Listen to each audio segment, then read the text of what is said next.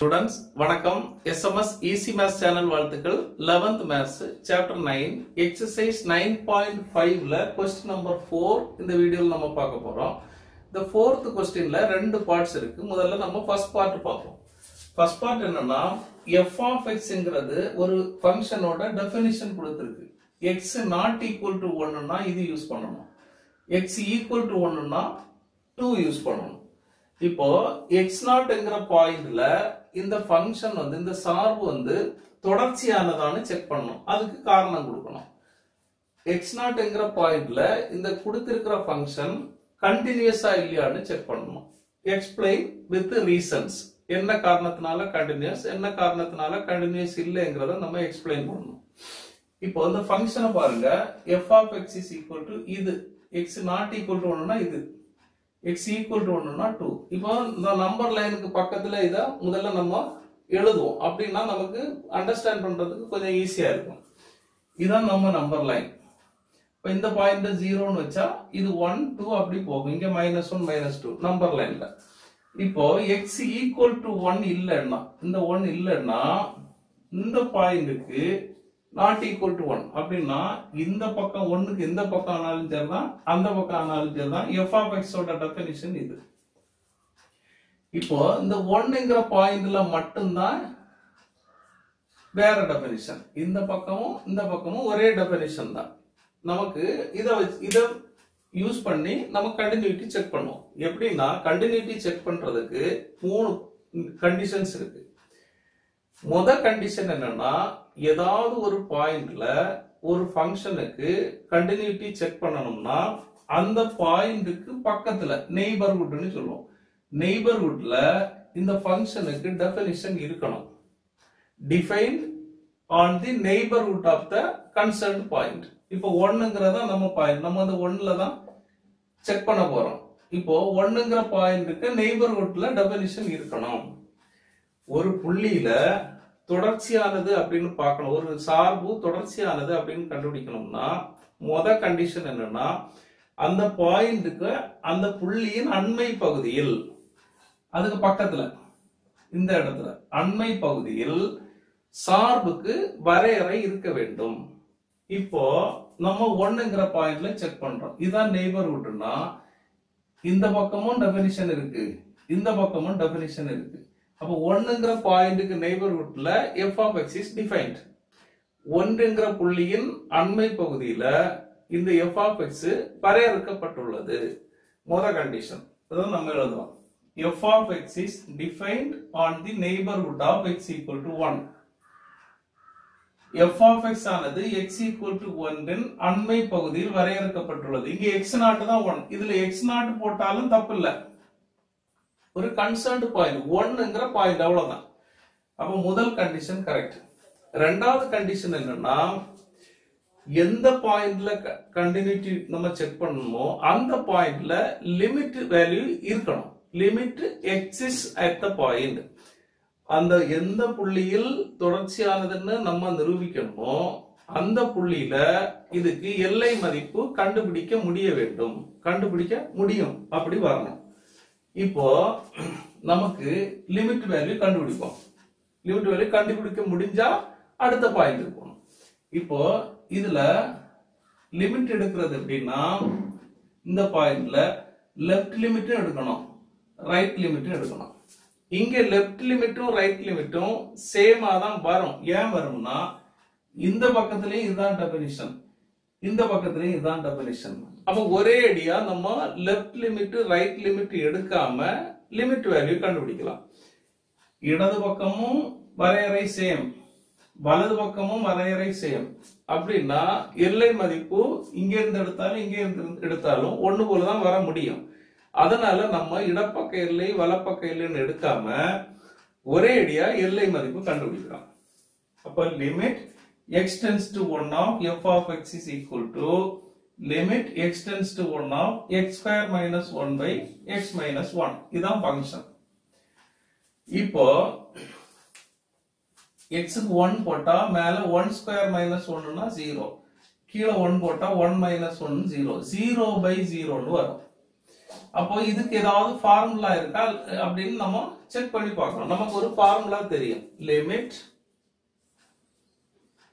x tends to a of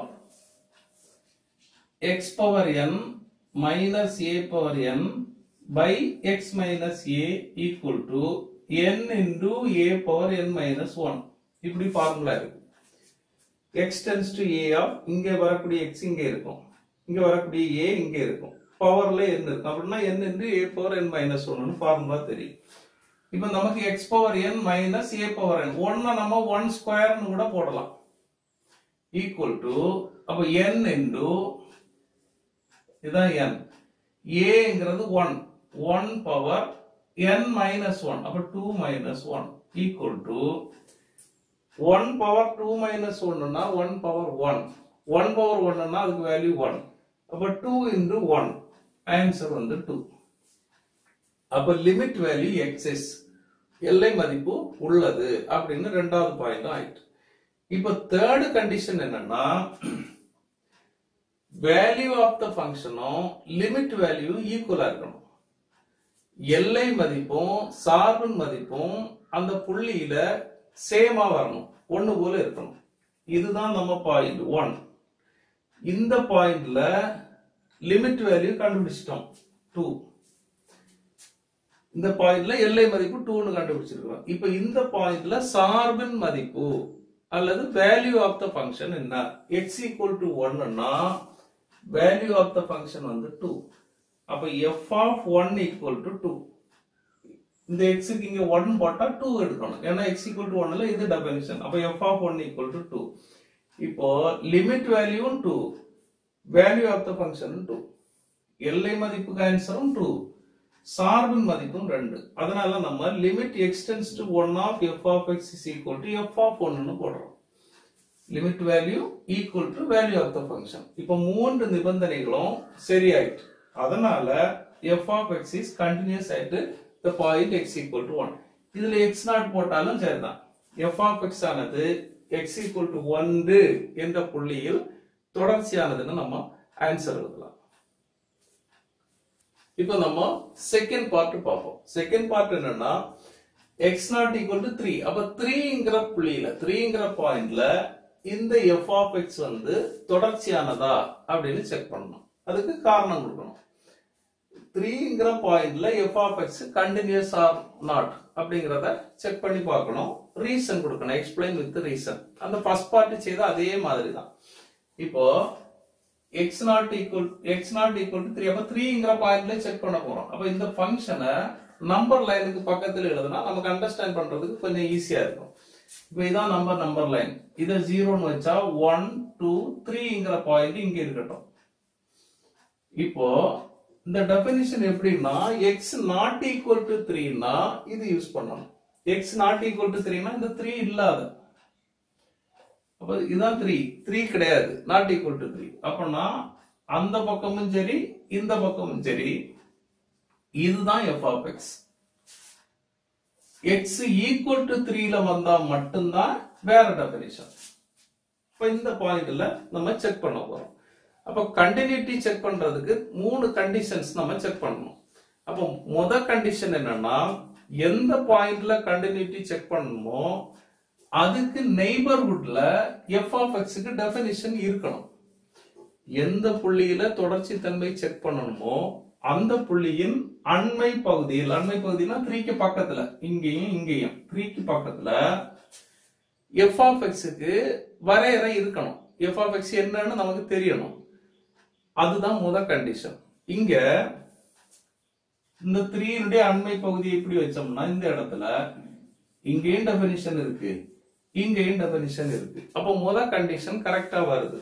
அப்ப நம்ம என்ன எழுதுறோம்னா f of x is defined on the neighborhood of the point x equal to 3. x not equal to 3 னு போட்டாலும் correct தான். f of x ஆனது x equal to 3 இன் அண்மை பகுதியில் வரையறுக்கப்பட்டுள்ளது. முதல் கண்டிஷன் கரெக்டா வருது. இரண்டாவது கண்டிஷன் என்னன்னா எந்த பாயிண்ட்ல நம்ம செக் பண்ணணுமோ அந்த பாயிண்ட்ல லிமிட் வேல்யூ எக்ஸிஸ்டா இருக்கணும். லிமிட் வேல்யூ கண்டுபிடிக்க முடியணும். இப்போ எந்த புள்ளியில வேணுமோ நம்ம தொடர்ச்சி தன்மை செக் பண்ண வேண்டியிருக்கோ அந்த பாயிண்ட்ல எல்லை மதிப்பு உள்ளது அப்படின்னு ப்ரூவ் பண்ணணும். இப்ப எல்லை மதிப்பு அல்லது லிமிட் வேல்யூ எடுக்கணும்னா லெஃப்ட் லிமிட் எடுக்கணும், ரைட் லிமிட் எடுக்கணும். இந்த ஃபங்க்ஷனை பொறுத்த வரைக்கும் இதுக்கு இந்த பக்கத்திலயும் இதுதான் யூஸ் பண்ண போறோம், இந்த பக்கத்திலயும் இதுதான் யூஸ் பண்ண போறோம். அப்போ லெஃப்ட் லிமிட்டும் ரைட் லிமிட்டும் இருந்தா ஒன்னு போலதான் வர முடியும். அதனால டைரக்டாவே நம்ம லிமிட் வேல்யூ அப்ளை பண்ணலாம். அப்ப limit x tends to 3 of f of x equal to limit x tends to 3 of f of x இங்க இருக்கு, இதை எடுத்து போடுறோம். இப்ப x க்கு 3 போட்டா 3 ஸ்கொயர்னா 9, 9 minus 9 0, அப்ப மேல 0, கீழே 3 minus 3 0, 0 by 0 னா நமக்கு வேல்யூ கண்டுபிடிக்க தெரியாது. அதனால ஏதாவது ஃபார்முலா இருக்குன்னா நமக்கு இந்த ஃபார்முலா இருக்கு. limit x tends to a of x power n minus a power n by x minus a னா n into a power n minus 1 formula. இப்போ x ஸ்கொயர் மைனஸ், அப்ப இங்க x power n minus a power n தான் இருக்கணும். அப்ப 9 வந்து 3 ஸ்கொயர்னு போட்டுடலாம். இப்ப x square minus a square by x minus a னு ஃபார்முலா வருது. அப்ப n into a வந்து 3 power n minus 1 இப்படி வரும், equal to 2 into 3 power 1, 2 minus 1 னா 1, 3 power 1 னா 3, 2 into 3 வந்து 6. அப்ப லிமிட் வேல்யூ இருக்கு, லிமிட் வேல்யூ எக்ஸிஸ்ட், எல்லை மதிப்பு உள்ளது. இப்ப ரெண்டாவது கண்டிஷன் கரெக்ட் ஆயிட்டு. இனி மூணாவது கண்டிஷன் என்னன்னா லிமிட் வேல்யூவும் வேல்யூ ஆஃப் த ஃபங்க்ஷனும் இந்த பாயிண்ட்ல சேமா இருக்கணும். எல்லை மதிப்பும் சார்பின் மதிப்பும் இந்த புள்ளியில சமமா வரணும். இப்ப எல்லை மதிப்பு அல்லது லிமிட் வேல்யூ 6 ன்னு வருது.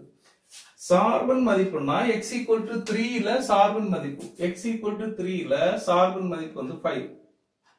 Value of the function at x equal to 3 னா 5 போடணும். அப்ப 5 போட்டுறோம்.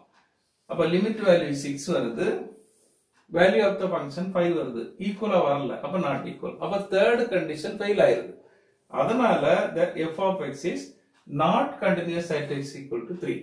f of x ஆனது இந்த 3ங்கிற புள்ளியில தொடர்ச்சியானது, தொடர்ச்சியற்றது அப்படின்னு நம்ம ஆன்சர் எழுதலாம்.